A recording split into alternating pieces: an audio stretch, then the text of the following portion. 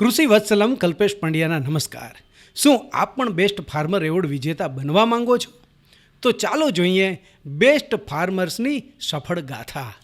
જી આપના નામ? ટપક સિંચાઈ દ્વારા ખેતી કરું છું અને બાગાયત મારો મેન પાક છે બાગાયત ખેતી છે. અને બાગાયત ખેતીની અંદર જે તે મિશ્ર પાક છે આપણે પાલેકરના એ પદ્ધતિથી ખેતી કરું છું. અને જે પાક જે છે એનું ડાયરેક્ટ વેચાણ નથી કરતો, પણ મૂલ્યવર્ધન કરી અને વેચાણ કરું. માનો દાખલા તરીકે લીંબુ છે તો એનું લીંબુ સિરપ છે, પછી લીંબુનો રસ છે, એ રીતના પેકિંગ કરી અને એને મને સારા એવા ભાવ પણ મળે છે. અને મારો બીજો પાક છે કે મગફળી છે, તો એનું હું ડાયરેક્ટ નહીં પણ સિંગ દાણા બનાવું છું, પછી એમાંથી સિંગ તેલ કાઢી અને પેકિંગ કરી અને વેચું છું અને એના મને સારા એવા ભાવ મળે છે. ખાસ કરીને આ બધી પ્રક્રિયાની અંદર ખેતી કાર્ય સાથે એન્જિનિયરિંગ પણ જોડાયેલું. ખાસ કરીને વાત કરવામાં આવે પ્રાકૃતિક ખેતી આપ કરી રહ્યા છો અને આપે વાત કરી કે અલગ અલગ પ્રકારે તમે મૂલ્યવર્ધન કરો છો. તો લીંબુને રસની વાત કરી, જ્યુસની વાત કરી, તો એ કઈ રીતે તૈયાર કરો છો ને એમની તમે ક્યાંથી તાલીમ મેળવી છે? એની મને તાલીમ છે આગાખાન સંસ્થા જે છે કામ કરે છે અમારા ગામની અંદર, એ અમને માંગરોળ છે લઈ અને એને તાલીમ આપેલી છે. અને અમને બજારમાં છે એ પહેલાં અમને 10 રૂપિયા ઠંડીની અંદર ભાવ મળતા હતા લીંબુના કિલોના. અને અત્યારે અમે એ જ લીંબુના જ્યારે ભાવ ઓછા હોય ઠંડીની અંદર, ત્યારે અમે એનું લીંબુ સિરપ છે, પછી લીંબુનો રસ છે, બોટલમાં પેકિંગ કરી અને ફ્રીજમાં કે કોલ્ડ સ્ટોરેજમાં રાખી અને અમે ઉનાળાના ગરમીના સિઝનની અંદર વેચાણ કરીએ તો અમને એ 10 રૂપિયાના કિલો જે હોય એને અમને 100 રૂપિયા અત્યારે મળે છે. અચ્છા, ખાસ કરીને એ લાંબો સમય કેટલો સમય રહે, એમની અંદર કોઈ પ્રિઝર્વેટિવ નાખવા પડે કે કેમ, કઈ રીતે એમની સાચવણી કરો છો? હા, એની અંદર છે ને બીજું કોઈ વસ્તુ એમાં ઉમેરવામાં નથી આવતું, પણ એને એ વાતાવરણની અંદર એનો રસ કાઢી અને સંગ્રહ કરવામાં આવે છે. અચ્છા, એટલે એ બગડતું નથી? હા, એના દ્વારા બગડતું નથી અને 4 થી 6 મહિના સુધી એનો સંગ્રહ કરી શકાય. અચ્છા, આ ઉપરાંત આપ બાગાયતી પાક બીજી પણ વાત કરી, એમાંથી કોઈ કયા ક્રોપ લ્યો છો, એમાં કંઈ મૂલ્યવર્ધન કરો છો? એની અંદર બીજી ખારેક છે, પણ એ મારે ફાર્મની ઉપરથી જે ઓર્ગેનિક તરીકે વેચાઈ જાય છે એટલે એનું કોઈ મૂલ્યવર્ધન નથી કરતા, એવી રીતના જ વેચાઈ જાય છે. અચ્છા, ખાસ કરીને આપે જે વાત કરી આગાખાન સંસ્થા, તો આગાખાન સંસ્થા કયા પ્રકારની કામગીરી કરે છે અને કઈ રીતે ફાર્મર્સને હેલ્પફુલ થાય છે? આગાખાન સંસ્થા છે તે ઘણી પ્રકારની કામગીરી કરે છે. આપણે ટેકનોલોજીની આપણે વાત કરી તો એ અત્યારે આપણે ઘણા સમયથી અતિવૃષ્ટિ જેવા વરસાદ થાય છે, તો એ સમય એવા વરસાદની અંદર જે આપણે પાણી ખેતરમાં લાગવાથી આપણી જમીન છે એ રેચાઈ જાય છે, પાક આપણો નિષ્ફળ જાય છે. તો એના દ્વારા આગાખાન સંસ્થા છે એ ખેતરના શેઢે આપણે નાલી કરીને એની અંદર પથ્થર નાખી અને પાણીનો નિકાલ થઈ જાય વ્યવસ્થિત રીતે, એવા ઘણા બધા કામો છે. પછી ખેત તલાવડી છે, એવા ઘણા બધા કામો કરી અને ખેડૂતને એક હેલ્પ કરે છે.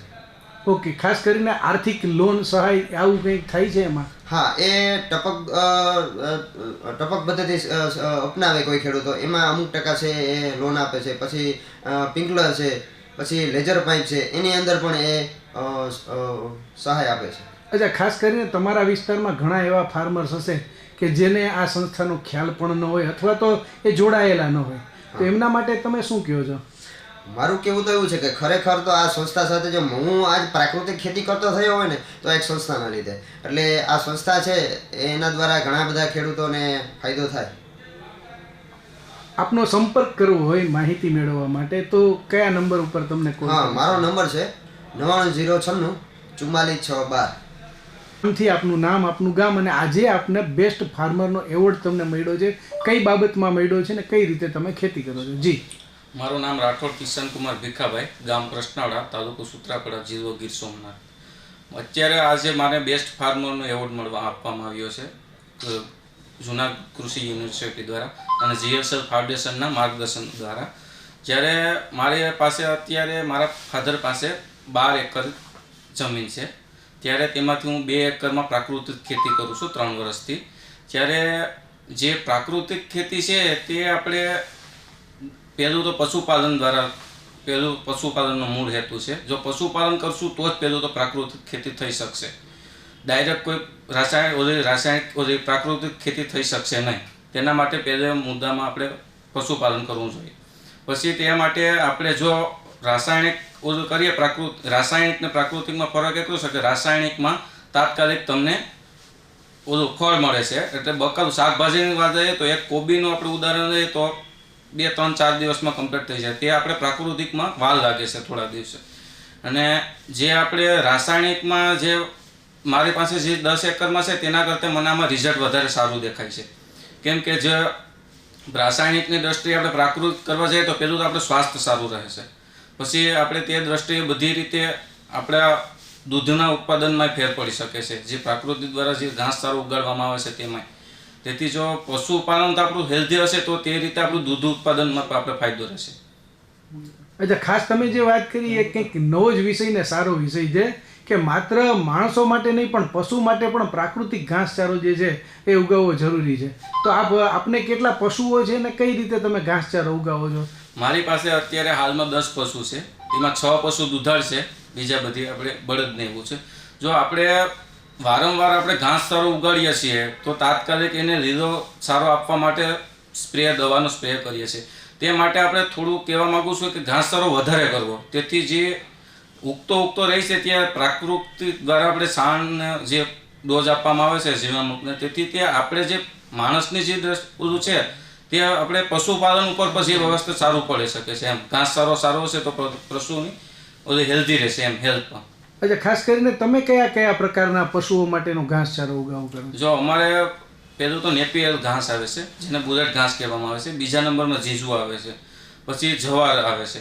તે 3 પ્રકારના લીલા ઓલામાં આવે છે. પછી એક માંડવિયાનો પાલો આવે છે. તેથી આપણે જો માંડવિયાની વાત કરીએ આપણે સુકાસારામાં તો તેની ઉપર કોન્ટાપના ડોઝ મારવામાં આવે છે. પછી આમાં આપણે રાસાયણિક ગણીએ તો તે પ્રાકૃતિક દ્વારા એનો ડોઝ સ્પ્રે ન કરવામાં આવે તો સારામાં ઘણી થકી આપણે પશુપાલનમાં હેલ્થમાં ફાયદો રહે છે. અચ્છા, ખાસ કરીને હાલ જે લોકો જે છે એ માત્ર ને માત્ર માણસોનું જ ખાસ વિચારી રહ્યા છે ત્યારે કે ભાઈ પ્રાકૃતિક ખેતી કરો તો લોકોનું સ્વાસ્થ્ય સારું થાય, પણ આ બાબતની અંદર તમે તમારી તો વાત કરી કે ભાઈ લોકો માટે સ્વાસ્થ્ય સારું રહે, પણ તમે પશુઓ માટેની પણ ચિંતા કરી છે. એટલે કે તમે ખરા અર્થમાં સારા એવા પશુપાલક પણ છો. તો તમને એવો ક્યારે વિચાર આવ્યો કે ભાઈ મારા માટે તો કરવું જ પણ પશુ માટે પણ કરવું છે? જો આપણે આપણું પેલું વિચારીએ છીએ તો પહેલું તો જો પ્રાકૃતિક ખેતી અને આપણું વિચારીએ તો પહેલું મૂળભૂત પાયો છે પશુપાલન. પશુ ઉછેર આપણે કરશું, ગાય પહેલી આપણે ઉછેરશું, ગાયનો જે માવજત કરશું તો જે હશે તેનું ઉછેર ગમે તે થશે તો જ આપણે પ્રાકૃતિક ખેતી પર કરી શકશું ને.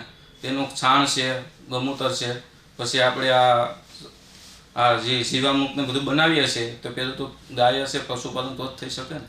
અચ્છા, ખાસ એ પણ વાત કરીએ કે તમે જે આ વાત કરી છે કે તમે તમારા પશુઓ માટે ખોરાક માટે ઘાસચારા માટે તમે આ પ્રાકૃતિક ખેતીમાંથી જ તૈયાર કરેલો ઘાસચારાનો ઉગાવો કરો છો, તો આ પ્રકારની જે ગાયો જે અલગ અલગ છે બીજા ખેડૂતો પાસે, તો એમને તમે શું કહેવા માગો છો આજે? એમને એક જ આપણે ઉદાહરણ દેવા માગીએ છીએ કે બને ત્યાં સુધી પશુને આપણે પ્રાકૃતિક તરફ વર્યા છે તે જ સારો ઘાસચારો આપવો એમ. અચ્છા, અને તમને શું ડિફરન્સ લાગે છે? માની લો કે જસ્ટ બધા પ્રકારનો, કારણ કે પશુને લીલો ચારો જોઈએ, સૂકો ચારો જોઈએ, આ ઉપરાંત આપણે વૈજ્ઞાનિક પદ્ધતિથી કંઈક સ્પેશિયલ ન્યુટ્રિશનવાળી વસ્તુઓ આપતા હોઈએ, એમને યોગ્ય પ્રકારનું પાણી પીવડાવતા હોઈએ, યોગ્ય સમયે પાણી પીવડાવતા હોઈએ, યોગ્ય રહેણાંકની વ્યવસ્થા કરતા હોઈએ, ત્યારે પશુપાલન માટે વૈજ્ઞાનિક ઢબ કઈ વાપરવી જોઈએ અને એમાં પ્રાકૃતિક કઈ રીતે જોડી શકાય? જો આપણે વૈજ્ઞાનિક તરીકે જોઈએ તો આપણે પહેલાં તો પશુને રહેણાંક ઓલું જોઈએ, જે રીતે જે સાફ સફાઈવાળું જોઈએ છે. પછી આપણે જે પ્રાકૃતિક રીતે જોઈએ તો પશુના ઘાસચારાની જે રીતે વાત કરી તે રીતે તેના દૂધ ઉત્પાદનમાં ફેર પડી શકે છે. જો એક પહેલા પ્રકારમાં તો આપણે જો તેને કેમિકલ સાઇડ બધી જો ઘાસચારો આપશું તો તે રીતે તેનું દૂધ ઉત્પાદન પર તે જ રહેવાનું છે. દૂધની ગુણવત્તામાં ફેર પડી શકે છે. ઓકે, તો તમે આ પ્રકારે પશુપાલનની સાથે સાથે ખેતીનો વ્યવસાય પણ યોગ્ય રીતે કરી રહ્યા છો, ત્યારે આ પ્રકારની ઘાસચારો કોઈને જોવા આવવું હોય તો તમારો કઈ રીતે સંપર્ક કરી શકાય? ક્યાંથી આપ છો, કઈ જગ્યાએ મળી શકાય અને આપનો સંપર્ક નંબર? અમારું ગામ સૂત્રાપાડા તાલુકો, ગીર સોમનાથ જિલ્લો, પ્રશ્નાવડા ગામ. મારું નામ છે રાઠોડ કિશનકુમાર ભીખાભાઈ. મારા મોબાઈલ નંબર છે 73 તો જોયું ને ખેડૂત ભાઈઓ, આપ પણ કંઈક નવું કરતા હોવ કે પછી બીજા ખેડૂતો માટે લાભદાયક આપની પાસે કંઈ વાત હોય તો આપ અમારો અવશ્ય સંપર્ક કરી શકો છો. સ્ક્રીન ઉપર અમારો નંબર પણ આવે છે અને આપ આ કૃષિ વત્સલમ ચેનલને સબસ્ક્રાઈબ કરી લો કે જેથી નવી નવી વાતો અમે તમારા સુધી પહોંચાડી શકીએ. તો ચાલો બેસ્ટ ફાર્મર બનવા માટેની તૈયારીઓ આજથી જ કરી દો. નમસ્કાર.